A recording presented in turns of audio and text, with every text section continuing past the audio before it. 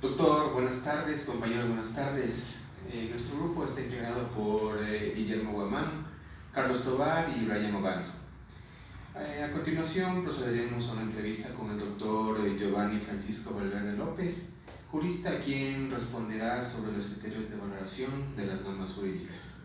Antes de empezar con la entrevista, el doctor nos va a dar una pequeña introducción sobre su vida profesional. Gracias, Javier. Bueno, buenas tardes. Soy el abogado Giovanni Francisco Valverde López, tengo 38 años. Soy abogado en un libre ejercicio a partir del año 2015. En el aspecto profesional, trabajé 5 años en la Corte Nacional de Justicia. Como abogado en libre ejercicio estoy en el 2015, desde el 2015 hasta la actualidad. Gracias, doctor. A continuación procedemos con las preguntas. Doctor, ¿qué es la declaratoria de la validez procesal en audiencia única? Bueno, en audiencia única le tenemos como ejemplo el juicio monitorio. Es un juicio de una sola instancia en el cual una persona puede ejercer su derecho a obtener una sentencia, como por ejemplo en el cobro de dinero. No tiene que ser mayor a $20,000. Entonces la validez procesal equivale a que el juez interpone los puntos de debate, acepta el proceso como tal y en la audiencia, en el seguimiento de la audiencia, aboca a las partes a pronunciarse respecto de que si el juez es competente y también a poner el punto de debate como tal, que en el ejemplo que estoy poniendo sería el tema del cobro de un dinero, si es exigible, si es de plazo vencido, como establecen las reglas del COGEP. Entonces, en esa línea, el juez invita a las partes como a hablar sobre el saneamiento, sobre los puntos de debate y sobre las pruebas como tal, ¿sí? Entonces, en este sentido, el tema de la validez procesal es una expurgación que hace el juez previo a dictar una sentencia. Entonces, le va esgrimiendo para evitar las nulidades futuras. Entonces, en el sentido de que el juez es competente, de que la forma o el juicio monitorio es la vía para poder ejercer ese derecho y con las pruebas como tal. Entonces, al final, bajo esa normativa, da una sentencia favorable o negando también en el caso de que no sea la forma para poder exigir ese derecho. Listo, doctor. Muy amable. Gracias. Segunda pregunta. ¿Qué efectos jurídicos tiene la validez del proceso en todas las acciones judiciales? Ya, como lo manifesté anteriormente, una validez procesal equivale a que todo el proceso tenga unas reglas o una directriz que va acorde a su función. ¿En qué sentido? En que el juez es competente y que no va a existir ninguna nulidad o algún vicio de procedimiento. Entonces, es decir, el juicio va caminando en legal y debida forma hasta la finalización, que es con una sentencia. Gracias, doctor. Tercera pregunta. ¿Quién le da la validez jurídica a la norma legal que rige en nuestro país? Bueno, la validez jurídica es lo que nosotros podemos manifestar, que una ley tiene vigencia a partir de su promulgación en el registro oficial, ¿no es cierto? Entonces ahí nace una ley. Entonces, que es aplicable a nivel general, entonces en el sentido de que las personas o el común de la gente tiene la obligación de cumplir esa norma o esa ley que está vigente, y los jueces tienen su obligación o tienen la potestad de hacer cumplir la ley, ¿sí? Entonces se van tienen esos dos sentidos, esos dos numerales para que tenga vigencia y tenga validez.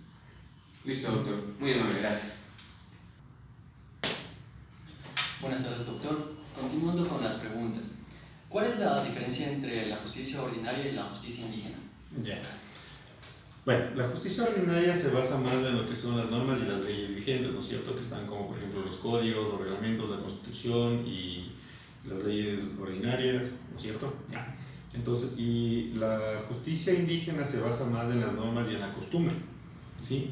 Entonces, básicamente tiene esa diferencia, que es más a la costumbre, a todo lo que ha pasado anteriormente con el tema de los indígenas, y también que, bueno, básicamente, como ya lo manifesté, las leyes o la justicia ordinaria se basa más en las normas vigentes en el país.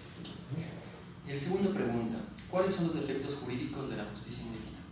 Bueno, básicamente tanto la justicia indígena como la ordinaria tienen un fin común, por decirlo así, que es mantener el orden dentro de una sociedad, que no se sobrepase la gente de los lineamientos, ¿no? Entonces eso básicamente son los efectos jurídicos que tiene la justicia indígena.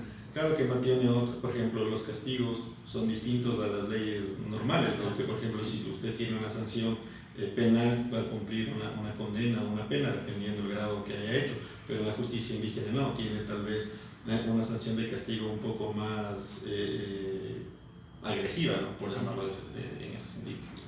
Continuando, de acuerdo a los escándalos de corrupción que se han vivido en nuestro país, en la actualidad, ¿cómo percibe usted a la justicia ecuatoriana? Bueno, no depende mucho más de las leyes vigentes, ¿no? Nosotros podemos tener unas leyes totalmente fuertes, pero también viene de la ética de las personas. O sea, si nosotros mismos no cumplimos la ley, entonces prácticamente no podemos, o como abogados o como jueces tampoco no se puede hacer mucho, no tanto más vamos a la moral y la ética de los jueces, fiscales como tal. Entonces ya hemos visto varios casos de corrupción y pues teniendo todas las pruebas o las normas como tal, pues simple y llanamente vamos a criterio de los jueces y fiscales y simple y llanamente se queda en impunidad. Bueno, siguiendo con la siguiente pregunta, ¿las normas jurídicas dictadas por la Asamblea, a su criterio, son eficaces para combatir la corrupción en el sector público?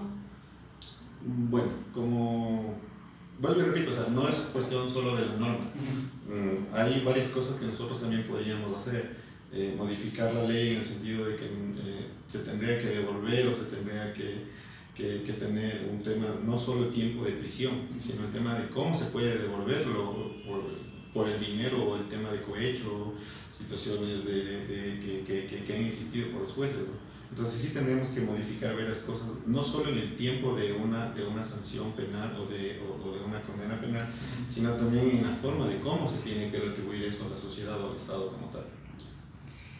¿Considera usted que las sanciones que se les impone a un procesado para su rehabilitación producen el efecto esperado? No mucho, estamos muy retrasados en ese sentido, porque aquí no hay cárceles o tampoco no tenemos un plan, un proyecto para poder resarcir eso e incorporar a una persona a la sociedad que esté 100% rehabilitada. Entonces también no es solo encerrarle, es un tema psicológico, es un tema social, pues tendremos que abarcar muchas cosas. Todavía estamos muy atrasados en ese sentido. ¿Cree usted que la justicia del Ecuador es eficaz y eficiente para resolver los diferentes conflictos legales que se presentan en la sociedad ecuatoriana? Bueno, dependiendo, ¿no? Porque también tiene que ver, como no solo las leyes, también el juez tiene que ser probo, ¿no? El juez tiene que ser, aparte de ser independiente, tiene que ser equitativo y pues simple y llanamente tiene que ejercer justicia, ¿no? con la ley y con las normas vigentes como tal. En ese sentido, pues creería yo que más va más a la moral de la gente. Eso creo que es principal. Bueno, era todo. Muchas gracias, doctor, por ayudarnos con esta entrevista. A la hora. Gracias.